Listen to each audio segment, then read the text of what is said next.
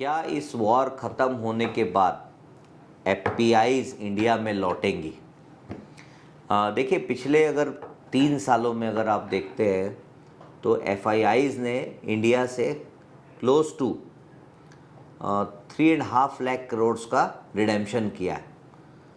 3.5 लाख करोड़ का रिडेम्पशन करने के बाद अगर आप एफपीआईज का, जो फॉरेन इंस्टीट्यूशंस है इंडिया में, उनका अगर आप ओवरऑल एक्सपोजर देखेंगे तो वो डिकेडल लो पे है। डिकेडल लो का मतलब एक समय था जब इनका ओवरऑल जो इनकी हिस्सेदारी होती थी, जो पार्टनरशिप होती थी, वो 21-22% की होती थी इंडियन स्टॉक मार्केट में, जो कि घट के अभी 15% के आसपास आ गई है। और जो डोमेस्टिक इन्वेस्टर्स होते थे जिनकी हिस्सेदारी 2% 3% होती थी, म्यूचुअल फंड 2-3% होके टोटल 5-6% होती थी, आज उनका नंबर इनसे ज़्यादा होके 17-18% हो चुका है। तो क्वेश्चन ये उठता है कि क्या अब एफआईआईज वापस आएंगी? देखिए, इसमें हमारा ये मेरा सोचना है एज अ हाउस कि जब तक यूएस अच्छा चलता रहेगा, एफआईआईज का यहाँ पे आने का चांसेस बहुत कम होगा है। ऐसा नहीं कि इंडिया में पर से, ओवरऑल इमर्जिंग मार्केट में उनका एलोकेशन थोड़ा कम रहेगा, क्योंकि 2010 से अगर आप देखते हैं 2026 ऑलमोस्ट 16 साल में यूएस ने सबको सरप्राइज़ किया है। पिछले 16 साल का डॉलर टर्म रिटर्न यूएस का अगर आप देखते हैं तो 14.5% का है।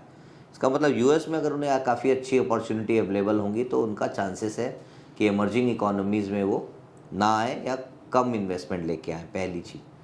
दूसरा पॉइंट ऑफ व्यू ये रहेगा कि कुछ एक एफआईआईज जिन्होंने इमर्जिंग मार्केट में एलोकेट करना है as part of the mandate, global mandate, strategic mandate of the fund और may be in individual fund, ऐसे इन्वेस्टर्स यहाँ पे जरूर आएंगे। और उनका अगर इमर्जिंग मार्केट में आप देखते हैं तो इंडिया के प्रति झुकाव ज़्यादा हो सकता है, बिकॉज इंडिया का अगर आप देखते हैं वैल्यूएशंस काफ़ी करेक्ट हो चुके हैं।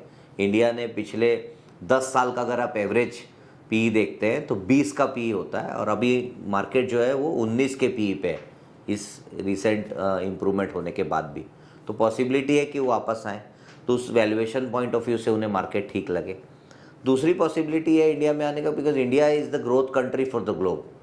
मतलब ये मेरा कहने का तात्पर्य ये है कि अगर आप देखते हैं ग्लोबल ग्रोथ और जो कि 3% पे, उसके सामने अगर इंडिया का ग्रोथ देखते हैं तो 6% पे, इसका मतलब ये है कि इंडिया में उनका कॉन्फिडेंस ज़्यादा है।